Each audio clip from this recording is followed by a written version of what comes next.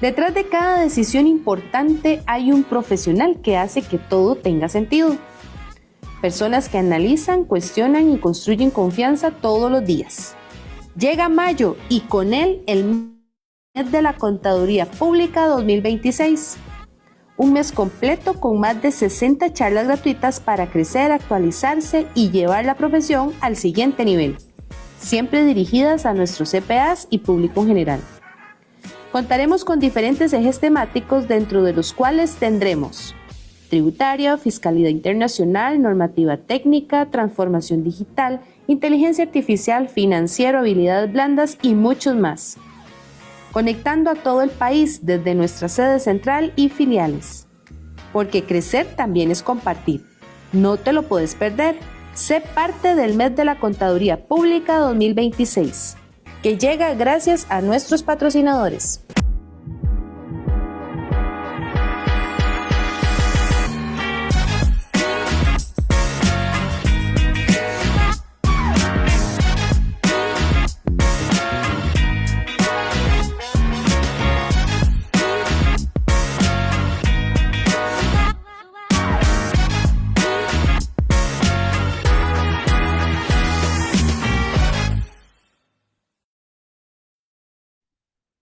Muy buenos días, gracias por continuar con nosotros en este mes de la Contaduría Pública 2025.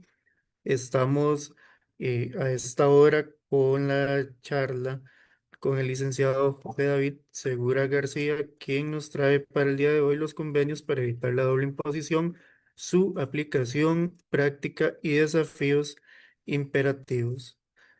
Antes de darle el pase a don José, pues les recordamos que a través de nuestras redes sociales e incluso también hasta el canal de WhatsApp, pues, se puede revisar toda la programación de las charlas que vamos a tener durante toda esta semana para que usted también se mantenga informado y se mantenga conectado con el Colegio de Contadores Públicos de Costa Rica. Don José David García Segura García, disculpen, es abogado costarricense y especialista en materia tributaria, comercio exterior y régimen de zonas francas. Cuenta con experiencia como gerente senior de impuestos en KPMG y ha participado como expositor en actividades técnicas sobre zonas francas, cumplimiento fiscal e incentivos para empresas bajo regímenes especiales. Así que, don David, bienvenido, buenos días. Hola, hola, buenos días. Gracias, David. Eh, Voy a comenzar a proyectar la presentación. Tal como lo menciona David, yo soy abogado, soy especialista en impuestos y el día de hoy es conversar sobre los convenios para evitar la doble imposición y ver algunos temas prácticos e interpretativos que son relevantes para efectos de la aplicación de esta normativa. Tal vez un primer punto importante es que los convenios para evitar la doble imposición son lo que en derecho llamaríamos normas de derecho internacional público. Básicamente esto quiere decir que son acuerdos internacionales establecidos entre dos naciones. Pueden ser inclusive multilaterales. Lo que pasa es que lo normal es que sean bilaterales, es decir, entre dos países únicamente. Y son normas de derecho internacional público porque regulan una materia que atañe a la actuación de la administración pública y no necesariamente a regular los sujetos de derecho privado.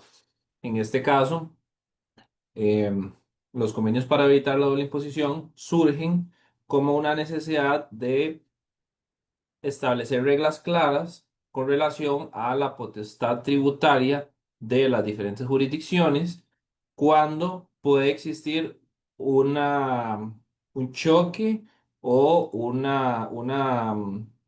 enfrentamiento entre los dos sistemas impositivos. Es decir, cuando tenemos una jurisdicción con un sistema de tributación y la otra jurisdicción con un sistema de imposición en donde un contribuyente se va a ver sujeto a imposición sobre un mismo hecho generador en las dos jurisdicciones, entonces para efectos de resolver este conflicto es que se negocian los convenios para evitar la doble imposición. Esto no quiere decir que los convenios para evitar la doble imposición sean, digámoslo así, obligatorios o que inclusive sean el único mecanismo para evitar la doble imposición. En regiones como por ejemplo la Unión Europea es lo más normal que entre todos los países de la Unión Europea existan convenios para evitar la doble imposición, pero también existen medidas unilaterales. Por ejemplo, en Costa Rica hace algún tiempo teníamos una regla en el artículo 61 de la Ley del Impuesto sobre la Renta que establecía que Costa Rica renunciaba a su imposición, por ejemplo, en el caso de los dividendos, cuando el receptor de esos dividendos en la jurisdicción de su receptor iba a ser grabado con un impuesto sobre los dividendos, o en este caso, digamos, por ejemplo, en un sistema de renta mundial. Entonces, en la jurisdicción del receptor se iba a aplicar un impuesto sobre la renta, entonces Costa Rica renunciaba unilateralmente a grabar esa renta de fuente costarricense. Entonces, si lo vemos, los convenios para evitar la doble imposición son, en mi criterio por lo menos, el mecanismo idóneo porque las dos jurisdicciones negocian y se ponen de acuerdo sobre cómo se van a enfrentar esas situaciones de doble imposición, pero no son el único mecanismo. De hecho, que como vamos a ver más adelante, Costa Rica tiene muy pocos convenios y aún así eso no quiere decir que la doble imposición eh, se resuelva inclusive en muchos casos porque tenemos doble imposición y la normativa local tampoco lo resuelve. Que esto es muy interesante porque inclusive a nivel de jurisprudencia, inclusive la Sala Constitucional ha concluido que la doble imposición por sí misma no es inconstitucional siempre y cuando no se violenten los principios del derecho tributario y de la capacidad contributiva del contribuyente. Entonces, esto es muy interesante porque la doble imposición en sí misma no es necesariamente una violación de los principios constitucionales. Eso se tendría que valorar en conjunto con, por ejemplo, el impacto en la confiscatoriedad que pueda tener para el contribuyente. Aquí en la presentación les incluí algunos antecedentes. Tal vez el tema más curioso es que el primer convenio para evitar la doble imposición fue suscrito en el año 1899 entre Austria y Prusia. Ciertamente nos estaríamos ubicando en una realidad completamente distinta, pero sí es un primer antecedente y a partir de ahí surge toda una corriente en instituciones, en entes supranacionales, ¿verdad? Como en su momento fue la Sociedad de Naciones, que posteriormente pasó a ser la ONU y también en la OCDE, que en su momento fue la Organización de Desarrollo Europeo, que pasó posteriormente a ser la OCDE, que en su momento, antes por ahí de los años 40, se comenzó con una discusión ya de idear un mecanismo para mitigar los efectos de la doble imposición. ¿Por qué? Porque justamente en el siglo XIX fue que empezó la corriente de muchas empresas de muchos países a tener operaciones en más de una jurisdicción, ¿verdad? Que en su momento, históricamente, antes del siglo XVIII, por ahí, lo natural era que las empresas tuvieran su operación en una sola jurisdicción, entonces no teníamos conflictos de doble imposición. Esto surge como parte de ese proceso de globalización que poco a poco se ha ido dando hasta llegar a una globalización bastante fuerte como la tenemos actualmente. Entonces, en el año 1955 es que la OCDE adopta una recomendación, es decir, se llega al acuerdo en el seno de la OCDE decir, ok, sí necesitamos un instrumento para efectos de mitigar la doble imposición. Y a partir de ahí surgen todos los comités técnicos en donde se empieza a discutir la preparación de un modelo de convenio para evitar la doble imposición propio de la OCDE que surgió inicialmente en el año 77 como modelo, ¿verdad? Y luego ha tenido revisiones bastante importantes, siendo la última la de la Convención Multilateral.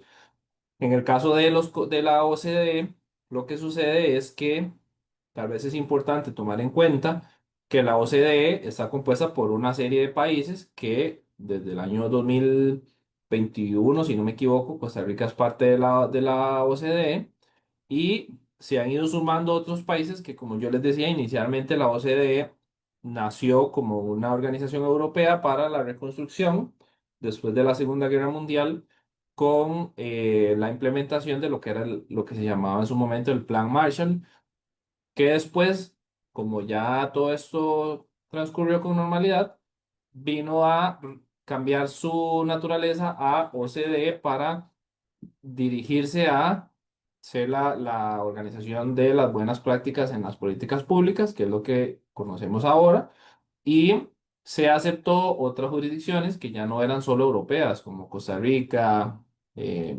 inclusive hay algunos otros países de América Latina que ya han sido aceptados, o como Panamá, por ejemplo, que está en ese proceso de incorporación desde hace algún tiempo.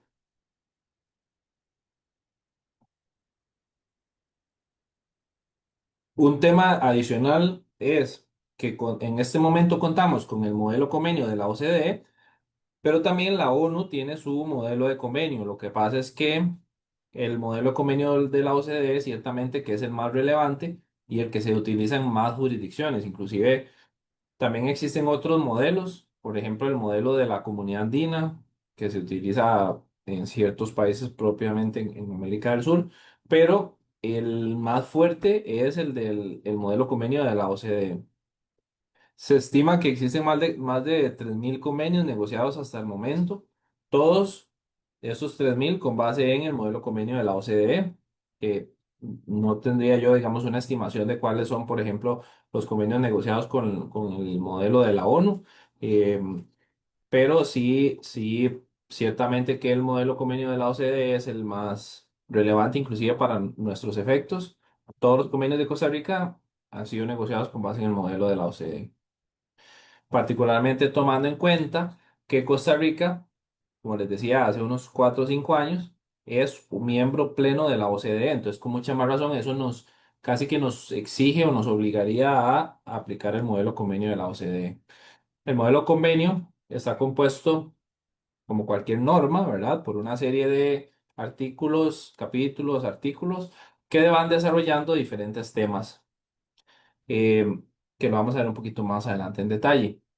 Como yo les mencionaba, Costa Rica solamente tiene 4 convenios, que el primero fue el de España del 2010, que ya es el más antiguo que tenemos, después con Alemania, con México y con Emiratos Árabes Unidos. Hasta el momento esos son los únicos que tenemos. Quiere decir que con cualquier otro país que no sea uno de estos 4, tenemos que referirnos a las reglas ordinarias de la legislación del impuesto sobre la renta, tanto de Costa Rica como de la otra jurisdicción. Entonces, por ejemplo, si tenemos un contrato con un proveedor de España, podemos referirnos al convenio y revisar cuál va a ser el tratamiento tributario aplicable en materia de retenciones en Costa Rica, y a su vez que el proveedor validará cuál será el tratamiento tributario que le tiene que dar a esa renta en España cuando la perciba. Por el contrario, si es un residente fiscal de cualquier otra jurisdicción que no sea estas 4, tendríamos que aplicar desde la perspectiva nuestra las normas ordinarias de la ley del impuesto sobre la renta. A su vez, en su jurisdicción, el receptor del pago tendrá que validar con base en la normativa local cómo deberá tributar ese ingreso en su jurisdicción de residencia fiscal. También hay otro tema importante, que es el siguiente. Normalmente la imposición se aplica bajo 2 criterios generalmente aceptados, que son la residencia, que en este caso quiere decir que sería un criterio de renta mundial, como lo conocemos, que es que el contribuyente va a tributar sobre su renta mundial, no importa dónde la adquiera o donde la perciba, es decir, cuál es la fuente no es relevante, sino en dónde es residente fiscal el perceptor de esa renta. Y tenemos sistemas como Costa Rica, donde tenemos un sistema de la fuente o territorial, en donde solamente se graban los ingresos de fuente costarricense. Tenemos otros criterios como el de la ciudadanía, que no es común. Por ejemplo, en Estados Unidos se aplica el criterio de ciudadanía, donde el ciudadano tributa en los Estados Unidos sobre su renta mundial sin importar del país de residencia fiscal. Me parece que Cuba y Filipinas, por ahí andan otras dos jurisdicciones que tienen este sistema, pero lo natural es que se aplique un sistema de renta de la fuente o territorial o un sistema de renta de residencia. Entonces, el convenio nos ayuda a resolver los conflictos entre la residencia y la fuente, ¿verdad? O también entre dos sistemas de residencia, ¿verdad? ¿Por qué? Porque si tenemos dos jurisdicciones con un sistema de renta mundial, normalmente lo que pasa es que en un sistema, en un país de renta mundial, el no residente tributa bajo un sistema de la fuente, ¿verdad? Entonces es un sistema mixto. Por ejemplo, en España, un residente fiscal tributa bajo un criterio de renta mundial. Pero si uno de nosotros, que es no domiciliado en España, va y percibe una renta de fuente española, tributará como, como un no domiciliado bajo un sistema de la fuente. Entonces ahí nos ayudan los convenios a resolver estos conflictos de la residencia fiscal versus la fuente o también en sistemas de renta mundial cuando tenemos un sistema de imposición para los no domiciliados renta, de renta fuente.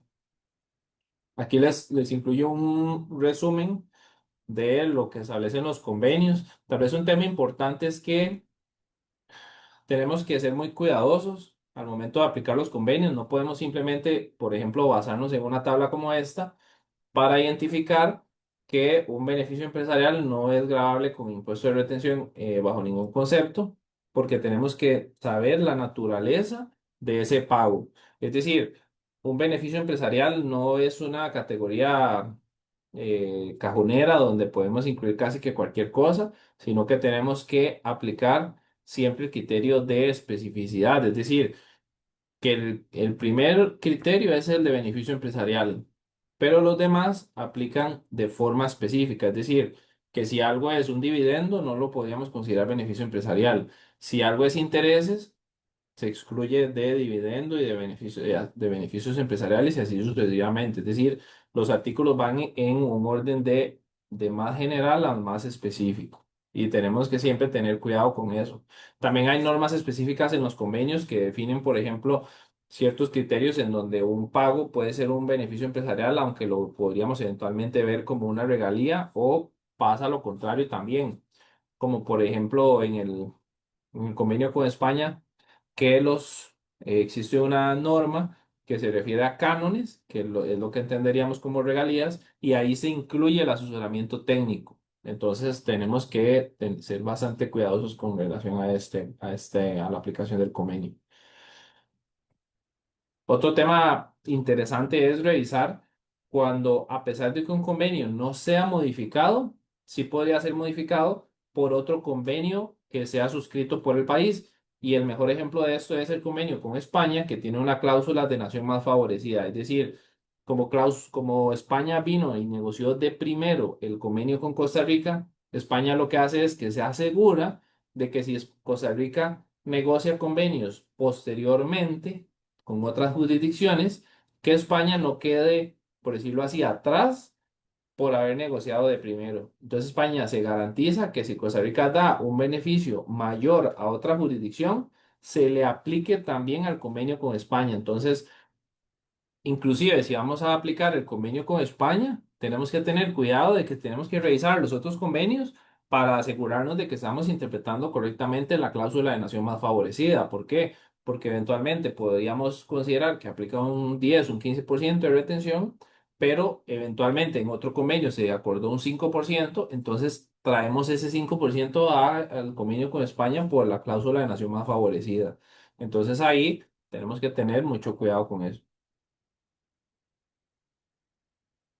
Entonces aquí, por ejemplo, aplicando la cláusula de nación más favorecida, para el caso del CDI con España, el CDI me refiero a convenio de doble imposición, en el caso de los intereses, aunque el convenio habla de un 5 o 10%, resulta que al analizar en conjunto la cláusula de nación más favorecida con el convenio con Alemania, el convenio de Alemania define que los intereses se graban con un 5% siempre. Entonces, el 10% que nos dice el convenio con España ya no aplica, aplica solo el 5%. Entonces hay que tener mucho cuidado con eso porque es un tema de interpretación y de letra menuda que tenemos que ir validando. Y ahora vamos a ir viendo algunos temas relevantes que la Administración Tributaria ha estado pronunciándose al respecto desde la emisión, desde la aplicación de los convenios.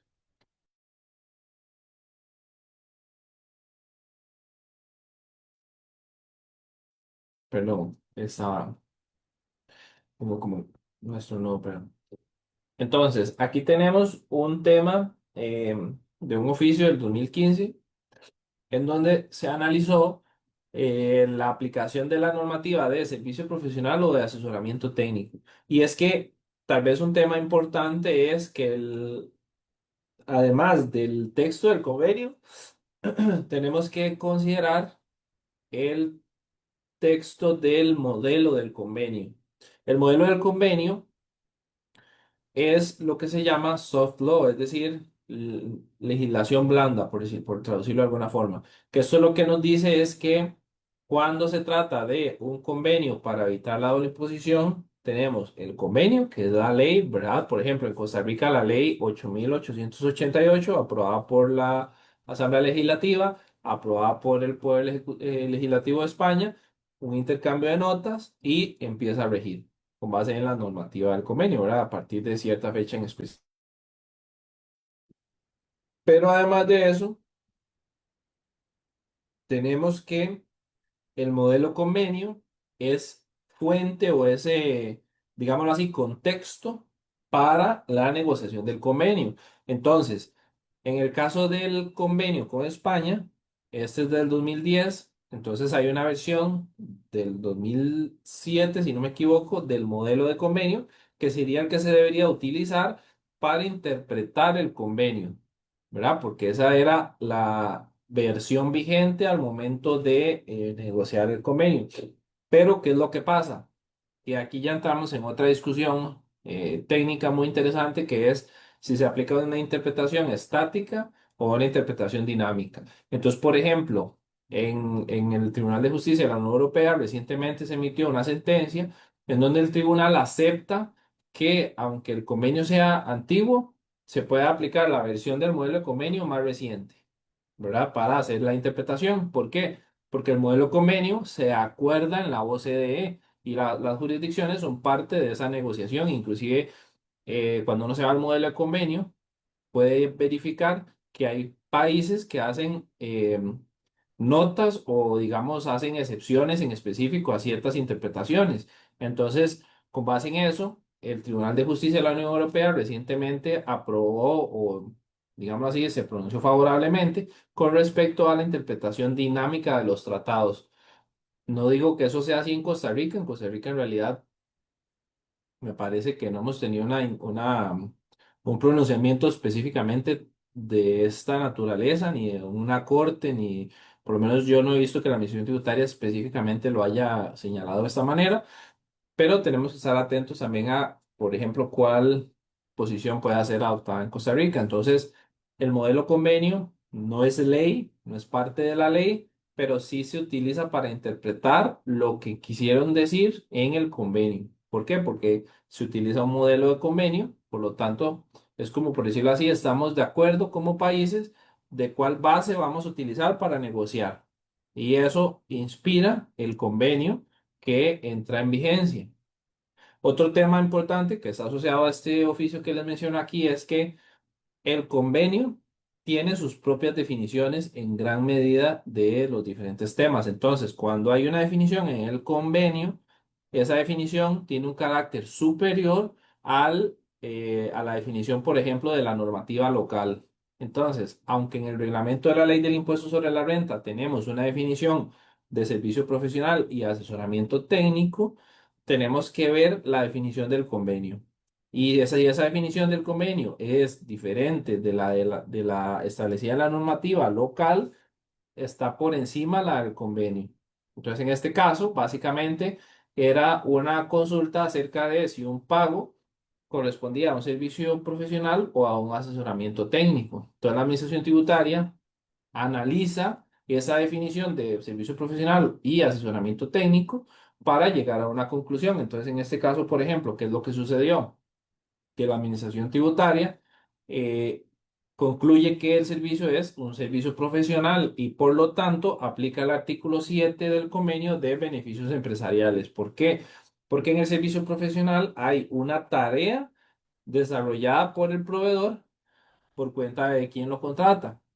Y en cambio, en un asesoramiento técnico lo que hay es una recomendación para que el receptor decida si la va a implementar o no. Entonces ahí es donde está la sutileza de la diferencia. ¿En qué? En que en el servicio profesional el proveedor realiza una actividad, una tarea, y en el asesoramiento técnico el proveedor entrega un dictamen o una recomendación y finalmente será el que lo recibe quién va a determinar si la implementa o no, si la aplica o no. Entonces, con base en eso, por ejemplo, para este caso, la conclusión sería que no aplicaría retención de impuestos sobre las remesas al exterior por tratarse de un servicio profesional sujeto al artículo 7 del convenio. Después, hay otro tema aquí interesante que es que volviendo a la diferenciación entre la legislación local y el convenio cuenta con una definición de establecimiento permanente, ¿verdad? Que es diferente a la que define la ley del impuesto sobre la renta. También otro paréntesis aquí es que este oficio es del 2016. La ley del impuesto sobre la renta con relación a la definición de establecimiento permanente fue modificada en el 2019 y más recientemente como en el 2022-23 también. Entonces, este oficio fue emitido inclusive cuando la legislación local era muy alejada de lo que definen los convenios, pero ahora está un poquito más cerca la definición de la ley del impuesto sobre la renta de la normativa aceptada internacionalmente, inclusive con base en las acciones BEPS. Entonces, en aquel momento, lo que la Administración Tributaria interpretó fue que en unos ingresos asociados a una licitación, el no domiciliado iba a tener un establecimiento permanente en Costa Rica. Entonces, aquí qué es importante, que cuando hay un establecimiento permanente en Costa Rica, es un contribuyente con base en la ley del impuesto sobre la renta y el modelo de convenio, perdón, el convenio con España lo que nos dice es que el establecimiento permanente tributará en Costa Rica con base en la legislación local cuando a ese establecimiento permanente se le atribuyan rentas de fuente costarricense. Entonces, una excepción a la aplicación del convenio por la propia disposición del convenio es que cuando existe un establecimiento permanente, tributa en Costa Rica sobre las rentas de fuente costarricense, con independencia de que sea un establecimiento permanente de un domiciliado en España. Luego el convenio nos va a decir también cómo aplica en España el residente fiscal español el impuesto sobre la renta aplicado en Costa Rica. Pero entonces es una excepción, digámoslo así, en el sentido de que cuando se configura un establecimiento permanente, ya las rentas de ese establecimiento permanente se convierten en rentas que tributan en Costa Rica y ya, digámoslo así, no deja de tener relevancia si son dividendos, intereses, regalías o si son servicios profesionales, digámoslo así, todas las rentas de ese establecimiento permanente, perdón, van a tributar en Costa Rica bajo la legislación local y ya se pierde, digámoslo así, entre comillas, la aplicación del convenio en lo referente a las rentas atribuibles a ese establecimiento permanente en Costa Rica.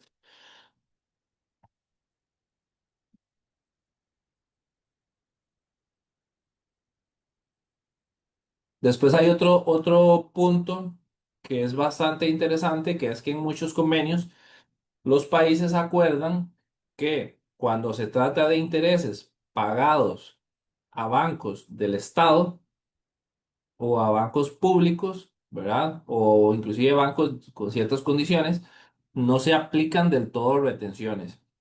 Ustedes saben que nuestra ley del impuesto sobre la renta contempla también una exención, pero es muy específica, por ejemplo, para bancos de desarrollo, para el BCIE, para el BID, para CAF y ese tipo de instituciones que son instituciones supranacionales que otorgan financiamiento a los estados o inclusive también a sujetos de derecho privado para cierto tipo de proyectos. Entonces, en este caso, los convenios, los países optan por la misma naturaleza. Entonces, por ejemplo, esto aplica inclusive para bancos municipales, ¿verdad? En Costa Rica tal vez no sea tan común, pero en España, siendo una jurisdicción con un sistema federal, ¿verdad? Es normal que los estados o las comunidades autónomas, como se llaman allá, incluyan este tipo de entidades financieras dentro de los beneficios del convenio de una forma específica. Entonces, intereses pagados a un banco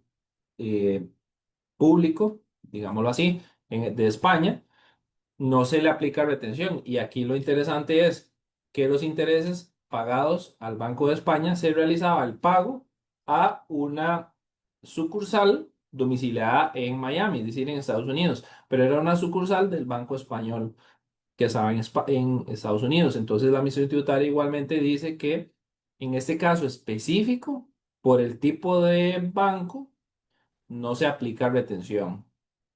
Pero ojo aquí, es por el tipo de banco, no es que en general podríamos considerar que a cualquier institución financiera española no se le aplica retención. Tenemos que ser cuidadosos porque recordemos que hay una retención reducida del 5% en los intereses, que es la regla general. Aquí estamos en una norma específica por el tipo de perceptor de los intereses.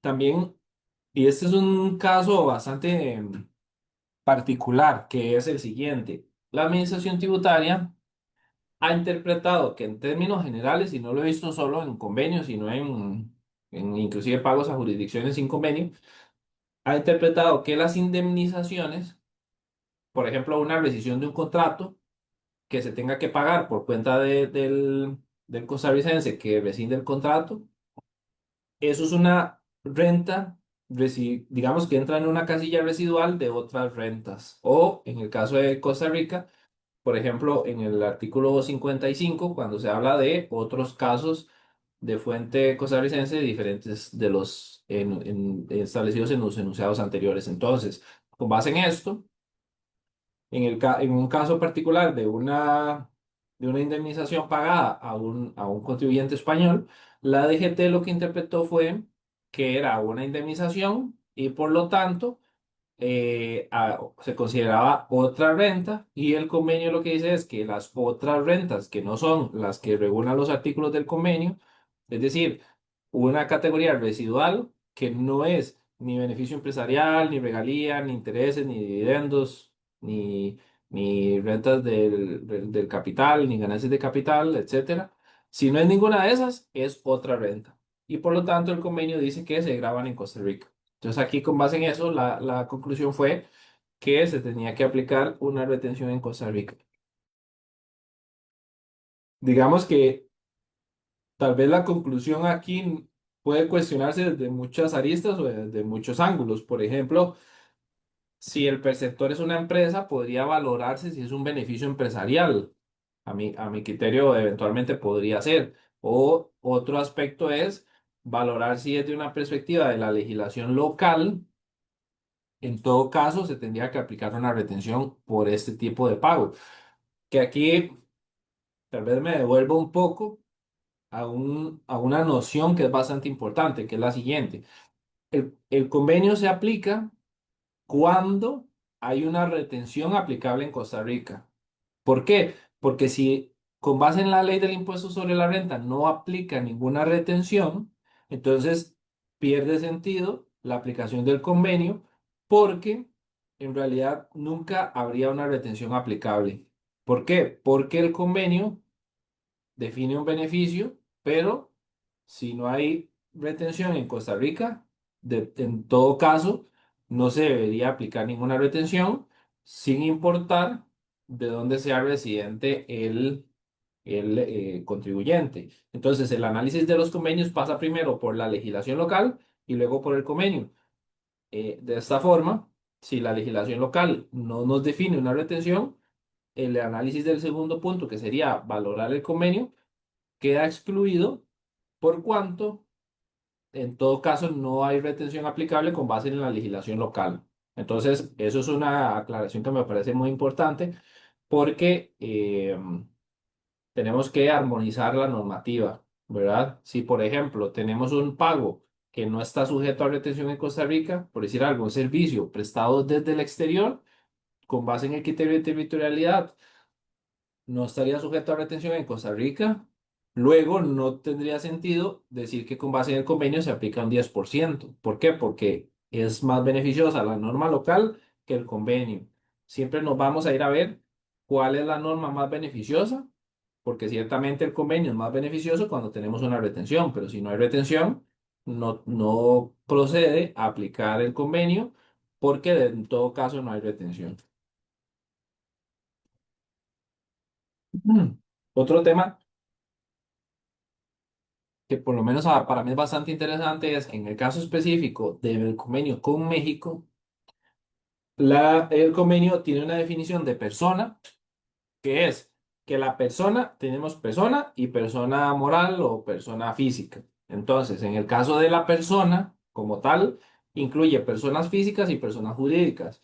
Entonces, esto ha hecho que la Administración Tributaria, al aplicar el artículo 14, señala que el concepto de servicios personales se aplica tanto a persona física como a persona jurídica. Y aquí esto, digamos, merece muchos comentarios, empezando porque Costa Rica ha negociado todos los convenios, incluyendo el artículo 14, pero desde que se negoció el convenio con España, inclusive, el modelo convenio de la OCDE había eliminado el artículo 14.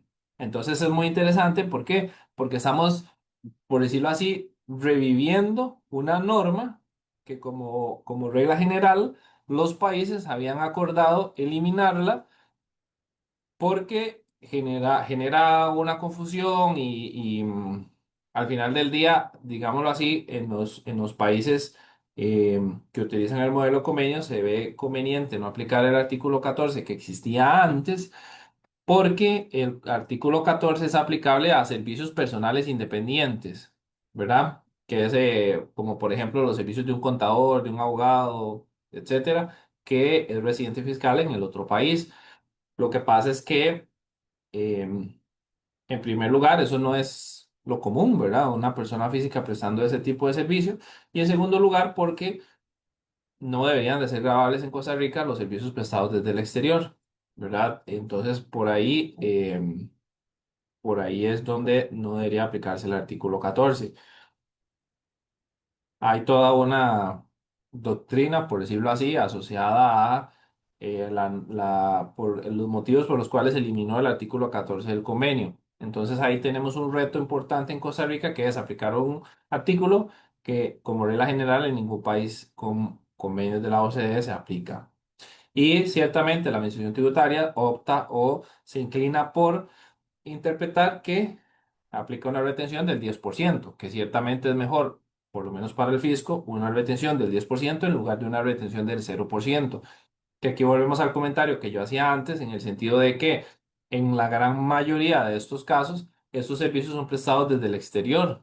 Entonces, como son prestados desde el exterior, no deberían ser considerados de fuente costarricense y por lo tanto no sujetos a retención. Entonces ahí, con base en la norma local, no debería haber retención cuando el servicio se presta fuera de Costa Rica. Pero la Administración Tributaria lo interpreta para el caso de México, que aplicaría un 10%. Y como todos sabemos, si no fuera de México y no hubiera convenio, interpretaría que aplicaría un 25%, lo cual es aún más gravoso y por lo menos a nivel de la ley del impuesto sobre la renta se desconoce el principio de territorialidad vigente aún en el ordenamiento tributario.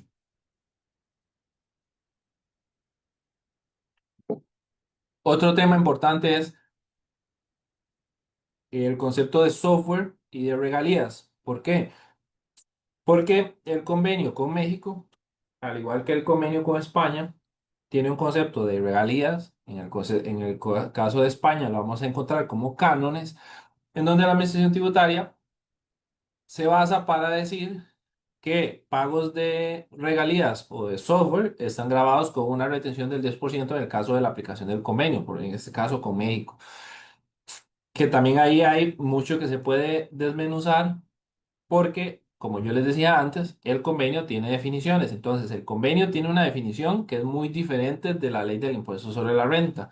Inclusive, en la ley del impuesto sobre la renta se incluyó una definición hace poco, en el 2023, y aún así se mantiene en el reglamento de la ley del impuesto sobre la renta una definición de regalía que es más amplia. Entonces, deberíamos, en primer lugar, aplicar la definición del convenio para cuando se aplica convenio. En segundo lugar, si vamos a aplicar una definición, deberíamos aplicar la ley del impuesto sobre la renta. ¿Por qué? Porque la del reglamento es extensiva y por lo tanto debería de ser inconstitucional porque extiende una definición que ya por sí está en la ley. Pero bueno, a pesar de eso, Hacienda lo que ha hecho en muchos casos es definir que aplica un 10% por considerar un montón de cosas como regalías o cánones para el caso del convenio con España. Sin embargo, digamos, el análisis no es tan sencillo. ¿Por qué? Porque el modelo de convenio tiene un montón de definiciones y aparte de eso, México en particular ha hecho una serie de comentarios, observaciones o inclusive reservas de las definiciones que tiene el convenio. Entonces, en muchos casos, con base en esto, aplicaría una definición que llevaría muchos pagos por software o licencias o regalías al concepto de beneficio empresarial. Pero, como les digo, el análisis no es tan sencillo y de lo que yo he visto, por lo menos Hacienda opta por un análisis un poco más asociado a que se aplique un 10% de retención. Esto es recurrente. De hecho, este oficio es un tema bastante similar.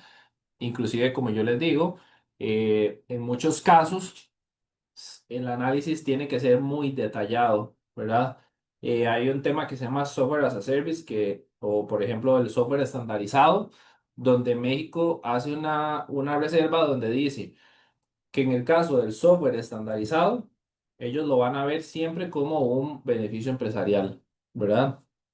Y no como una regalía. Entonces, en el caso de el software, cuando es estandarizado, por decir algo, un software que yo descargo de la nube y es igual para todas las personas que lo descargan, eso no se vería para el convenio con México como una regalía, sino como un beneficio empresarial. Como les digo, eso es una discusión bastante técnica que hay que ir a ver el detalle para poder llegar a una conclusión y no solo basarnos en, por ejemplo, en este caso, que Hacienda interpreta que es un 10% por ser una regalía sin tomar en cuenta bastantes detalles asociados a las reservas de México del modelo de convenio y también asociadas a, en específico, la aplicación del concepto de regalía propio del convenio. Sí.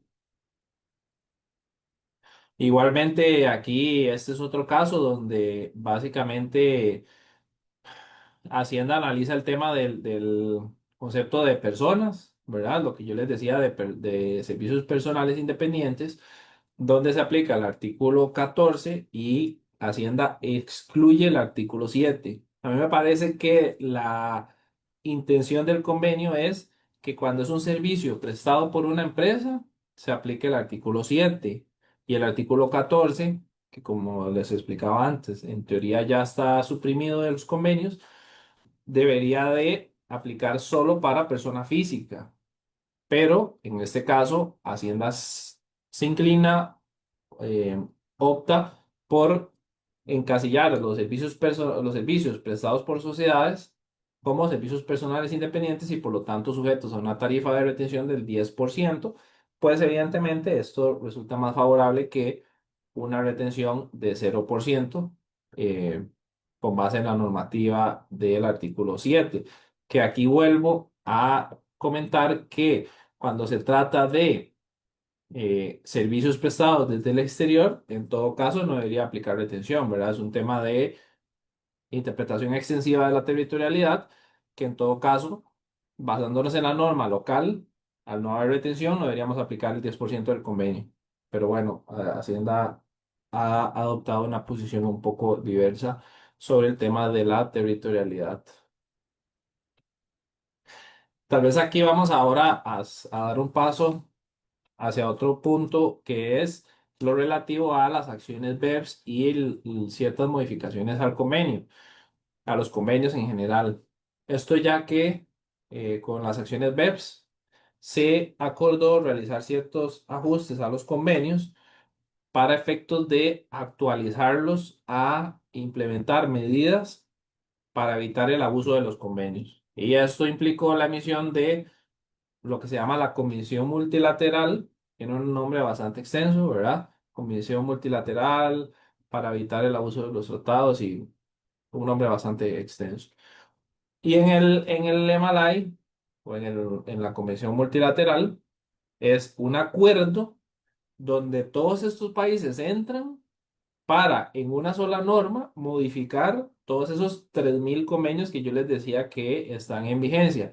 Ciertamente no todos los países y no todos los convenios están cubiertos, pero en principio el objetivo era modificar todos esos 3.000 convenios sin tener que ir a hacer una ley específica en cada uno de los países de forma bilateral o multilateral para cambiar los convenios, sino que más bien se hace un instrumento, un acuerdo entre todos los países. Entonces, entre todos esos países que son firmantes del acuerdo multilateral, están Costa Rica y los 4 países con los cuales tenemos convenio. Eso quiere decir que todos esos convenios deben cumplir ahora con el MLI, ¿verdad? Que aquí hay un tema importante. Más allá de lo que yo les decía al principio, de los cambios que se puedan dar en los convenios, por ejemplo, una cláusula de nación más favorecida, ahora tenemos que tener más cuidado aún porque todos los convenios están modificados por el MLI, todos. Lo que pasa es que inclusive el convenio con Alemania y con Emiratos Árabes ya venía con el mundo BEPS, por decirlo así. Solo el de España y el de México necesitaron una actualización expresamente, entonces, por eso es que en el caso de Dilema Light, si vamos a revisar Costa Rica, solo el convenio con España y con México están, entre comillas lo voy a decir, denunciados, que quiere decir que son los convenios que Costa Rica revisó y dijo, esos convenios no cumplen con el objetivo del Lema Light y por lo tanto necesitan una revisión. Entonces, aquí es donde España, el convenio con España y con México, eh, necesitaron una validación con base en las normativas de la Convención Multilateral. Entonces, por ejemplo, en el caso del preámbulo, un tema interesante es que antes, por ejemplo, en el caso de Alemania, si lo vemos, el preámbulo es muy sencillo. Con base en el lema de ahora, el preámbulo tiene que decir expresamente que es para mejorar las relaciones económicas, pero a su vez para evitar el abuso de los convenios, ¿verdad? Entonces ya eso, al ser el preámbulo, nos da la base de la aplicación de todas las reglas. Es decir, si el preámbulo me dice a mí que se busca evitar el abuso de los convenios, por lo tanto, esa intención está vigente, pues está presente en todas las normas del convenio. Eh, entonces, en términos generales, en el preámbulo, eso es lo que busca, ¿verdad? Definir un parámetro general en donde vamos a tener condiciones específicas que nos llevan a interpretar el convenio partiendo de una base de evitar el abuso de los convenios y de las normas para evitar la doble imposición. También se establecieron reglas específicas con relación al abuso de los establecimientos permanentes, ¿verdad? Porque muchas jurisdicciones tenían normas que permitían abusar de la figura del establecimiento permanente o evitar la constitución de un establecimiento permanente por meros tecnicismos. Entonces, con esto se elimina en gran medida esta opción. Todos estos son cambios asociados al establecimiento permanente. Entonces, por ejemplo, antes de las acciones BEPS, la figura de establecimiento permanente se evitaba muy fácilmente cuando la persona en Costa Rica, por ejemplo, no podía concluir o firmar un contrato, aunque toda la negociación se realizara por parte de esta persona. Ahora, con base en las modificaciones, se da un establecimiento permanente Cuando una persona desempeña, como lo vemos aquí, desempeña habitualmente el papel principal en la conclusión de los contratos, aunque se firmen en otro país. Es decir, si yo negocio el contrato, pero luego envío la formalización a otro país, hay un establecimiento permanente. ¿Por qué? Porque es una forma artificiosa de evitar el establecimiento permanente que el comité de la OCDE identificó y por lo tanto planteó esta reforma en los convenios. También se define para el caso de los dividendos, por ejemplo, una tenencia mínima de 365 días de la participación para poder aplicar el beneficio. Es decir, si yo pasé las acciones de una sociedad a una holding en España, yo no podría aplicar la exención en los dividendos a menos de que esta entidad española haya tenido esa participación por lo menos un año. Entonces se evita el abuso de los convenios. Igualmente, en las ganancias de capital se establece que debe haber una tenencia del activo o del derecho mínima de 365 días, lo cual garantiza que no se da, por ejemplo, una venta, luego una venta, luego una venta para llegar a España y en España tener la ganancia principal aplicando el convenio, a menos que tengamos esa inversión ahí por un año. Y quizás la cláusula más importante, ya para ir terminando, es la cláusula de propósito principal. En inglés se llama Principal Purpose Test, que lo que nos dice es que eh, no se puede aplicar el beneficio del convenio cuando no se pueda demostrar que el único fin era aplicar el beneficio del convenio, es decir, que la administración tributaria tiene ahora una herramienta bastante fuerte que si lo vemos está muy asociada al artículo 12 bis de la cláusula antielusiva general, donde se nos indica que la administración tributaria, el fisco de las diferentes jurisdicciones, digámoslo así, tienen la potestad de desconocer la aplicación del convenio cuando el contribuyente no pueda demostrar que no existe un propósito principal,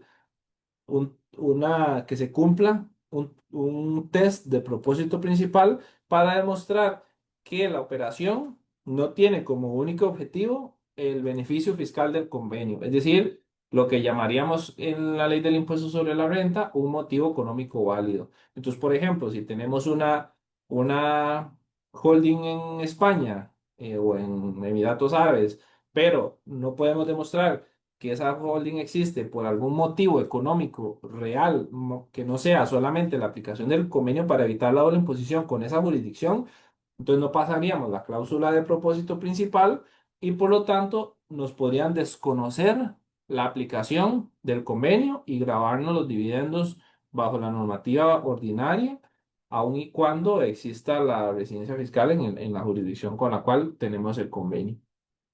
Esos son los principales temas del lema Light. Y más bien, hasta aquí llega mi presentación, David. Igualmente, no sé si estamos bastante sobre la hora, pero si tenés por ahí algún comentario o alguna duda. No, perfecto, José David. Más bien, muchísimas gracias por acompañarnos el día de hoy con esta ponencia y por ser parte también del mes de la Contaduría Pública 2025. Por acá, revisando las redes sociales, pues no tenemos consultas, pero sí les dejamos la invitación para que usted se conecte a las 4 de la tarde con nuestra última charla del día de hoy, que estará a cargo del contador público autorizado Alberto Porras Rojas, para que usted esté atento a las redes sociales y también vaya y consulte la programación de charlas para todo lo que queda de esta semana. Así que, José David, pues muchísimas gracias. De verdad que súper agradecidos y pues sabes que tienes el apoyo del Colegio de Contadores Públicos para todo lo que sea. De acuerdo. Muchísimas gracias, David, y a todas las personas que hayan tenido la oportunidad de vernos por las redes sociales. Buen día para todos. Gracias. Muchas gracias a todos y nos vemos a las 4 de la tarde con nuestra última charla del día de hoy. Gracias. Detrás de cada decisión importante hay un profesional que hace que todo tenga sentido.